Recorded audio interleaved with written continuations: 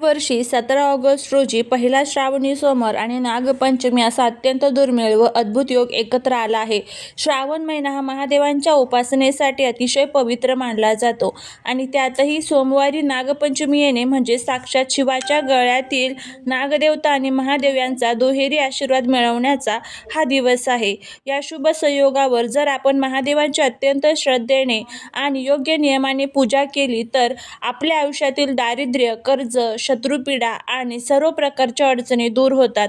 आजच्या या विशेष व्हिडिओमध्ये आपण पाहणार आहोत की या दिवशी महादेवाची पूजा कशी करावी, पूजेसाठी कोणती सामग्री लागते, पूजेदरम्यान कोणत्या चुका टाळाव्यात, कोणत्या वस्तू महादेवाला अर्पण कराव्यात, कोणत्या वस्तू चुकूनही वाहू नयेत.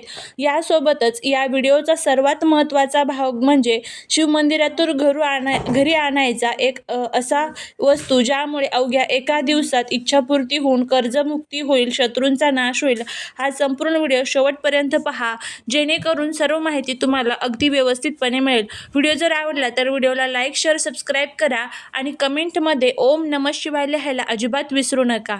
पहिल्या श्रावण सोमवारी आणि नागपंचमीच्या दिवशी पूजा करण्यासाठी घरातील किंवा मंदिरातील वातावरण अत्यंत शुद्ध असावे.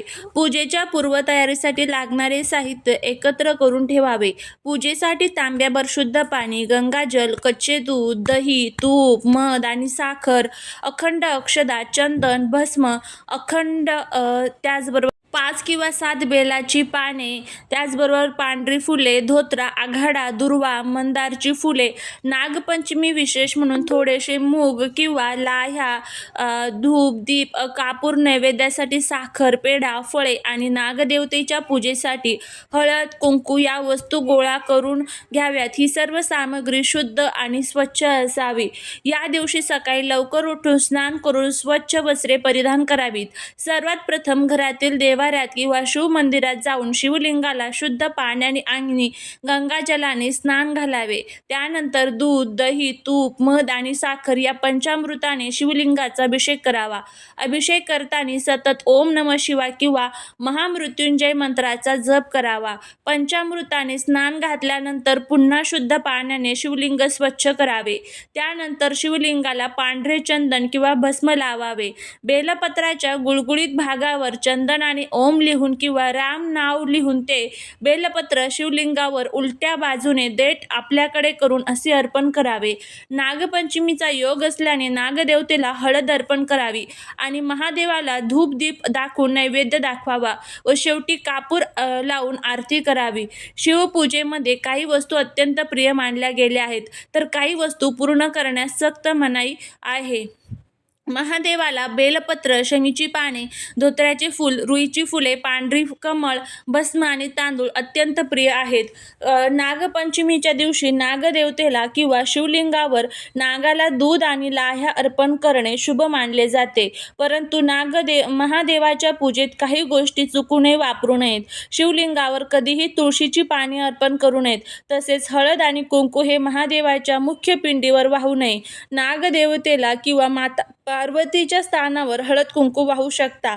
या व्यतिरिक्त केवड्याचे फूल, सिंदूर आणि तुटलेले किंवा खंडित तांदूळ महादेवाला कधीही अर्पण करू नयेत. श्रावण सोमवारी आणि नागपंचमीच्या दिवशी पूजा करताना काही महत्त्वाच्या चुका टाळणे आवश्यक आहे.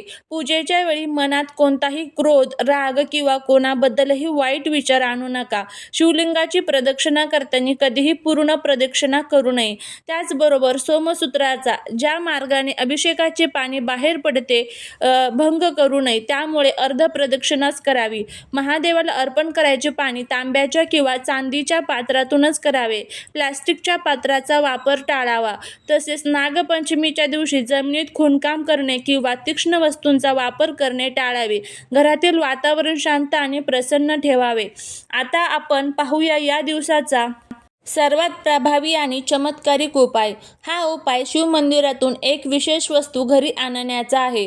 हा उपाय का करावा? कारण श्रावणी सोमवार आणि नागपंचमी एकत्र येण्याचा हा योग अत्यंत दुर्मिळ आहे. या दिवशी महादेवाच्या आणि नागदेवतेच्या ऊर्जेचा प्रवाह अत्यंत तीव्र असतो. हा उपाय केल्यामुळे तुमच्या डोक्यावर असलेले वर्षानुवर्षीचे कर्ज, आर्थिक अडचण आणि अचानक उद्भवणारे धनसंकट दूर होते. जर तुम्हाला गुप्त शत्रूंचा त्रास असेल, कामात कामात अडथळे येत असतील किंवा कोणतीही मोठी इच्छा दीर्घकाळापासून अपूर्ण असेल तर या उपायामुळे फक्त एका दिवसात तुमच्या आयुष्यात सकारात्मक बदल घडायला सुरुवात होते आणि घरात लक्ष्मीचा स्थिर वास लाभतो. हा उपाय करण्यासाठी 17 ऑगस्टच्या दिवशी संध्याकाळी किंवा सकाळी जवळच्या मंदिरात जा. सोबत 1 तांब्या पाणी, थोडे कच्चे दूध, 7 अखंड बेलपत्र आणि थोडे अक्षता घेऊन जा. मंदिरात पोहोचल्यावर सर्वात प्रथम महादेवाला नमस्कार करा आणि पिंडीवर जल आणि दुधाचा अभिषेक करा. त्यानंतर महादेवाला 7 बेलपत्र अर्पण करा. प्रत्येक बेलपत्र वाहताना ओम नमः शिवाय किंवा ओम तत्पुरुषाय विद्महे महादेवाय धीमहि तन्नो रुद्र प्रचोदयात हा रुद्र गायत्री मंत्र म्हणा. त्यानंतर दोन्ही हात जोडून महादेवाला मनातील सर्व इच्छा सांगा. हे महादेवा, माझ्यावरील सर्व कर्ज, शत्रूंचा त्रास, अडचणी दूर कर आणि माझ्या घरात सुख समृद्धी आण.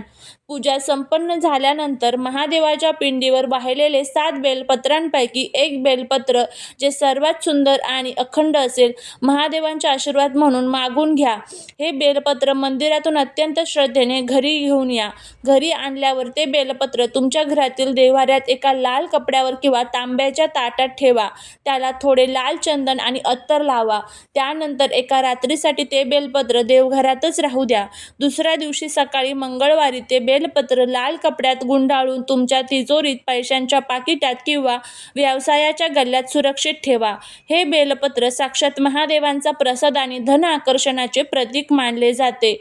17 ऑगस्ट हे अत्यंत पवित्र श्रावणी सोमवार आणि नागपंचमीच्या दिवशी हा सोपा परंतु अत्यंत प्रभावी उपाय नक्की करा.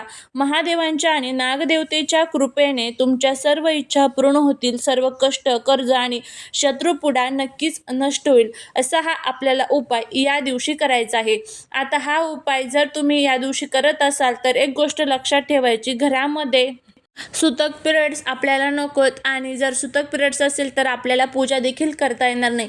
या दिवशी शिवामूठ ही तांदळाची असते, त्यामुळे शिवामूठ वाहत असताना ती आपल्याला अखंड तांदळाची, कुठेही तुटलेले फुटलेले तांदूळ नकोत, अशा अखंड तांदळाची शिवामूठ व्हायची असते. शिवामूठ वाहत असताना आपल्याला ती थोडीशी त्यामध्ये पाणी टाकायचं आणि त्यानंतर ती शिवामूठ आपल्याला महादेवांच्या शिवलिंगावरती अर्पण करायचे. अर्पण करत असताना महादेवांना प्रार्थना करायचे आहे की माझ्या घरातील जे काही दुःख, दारिद्र्य, दोष आहेत तर ते दूर होऊ दे. अखंड तुमची कृपा माझ्या कुटुंबावर, माझ्या मुलाबाळांवर सदैव असू दे, अशी प्रार्थना करायची आहे. असा हा प्रभावी उपाय सुद्धा आपल्याला या दिवशी आपल्या आजूबाजूला जिथे कुठे शिवमंदिर असेल तर तिथे जाऊन आपल्याला करायचं आहे. त्याचबरोबर एक गोष्ट लक्षात ठेवायची की ज्या वेळेस आपण हे काही उपाय करतो, या ज्या काही सेवा करतो, त्या करत असताना आपल्या त्यावरती पूर्ण विश्वास, भक्ती आणि श्रद्धा असणं हे तितकंच महत्त्वाचं आहे. जर तुमचा विश्वास नसेल आणि तुम्ही उपाय करताय तर त्याचं फळ जे आहे तर ते तुम्हाला अजिबात मिळत नाही. या सर्व गोष्टी ज्या आहेत तर त्या पाळूनच त्यानंतरच आपल्याला उपाय करायचा आहे. जर तुम्हाला या दिवशी उपवास असेल तर उपवासाला या दिवशी भगर अजिबात खायची नाही आहे. यासोबतच आपल्याला या दिवशी कांदा लसूणचं सेवन देखील करायचं नाही आहे जर तुम्हाला उपवास नसेल तर. आणि सर्वात महत्त्वाचं, या दिवशी जे आपण मीठ वापरतो तर ते आपल्याला शक्यतो करून सेंधव मिठाचा वापर करायचा आहे. तेल वापरत असताना सोयाबीनचं तेल वापरायचं नाही. त्याऐवजी तुम्ही मग सूर्यफूल किंवा मग गाईच्या तुपाचा वापर जे आहे तर ते करू शकता. हे नियम पाळायचे आहे. नक्कीच तुम्हाला संपूर्ण फळ जे आहे तर ते मिळेल. झालेली सेवा ही महाराजांच्या चरणी रुजू करते. जर तुम्हाला हा व्हिडिओ आवडला असेल तर व्हिडिओला लाईक आणि शेअर आणि सबस्क्राईब करा. भेटूया पुढच्या एका छानशा नवीन व्हिडिओत एका नवीन माहितीसोबत. तोपर्यंत सर्वांना श्री स्वामी समर्थ.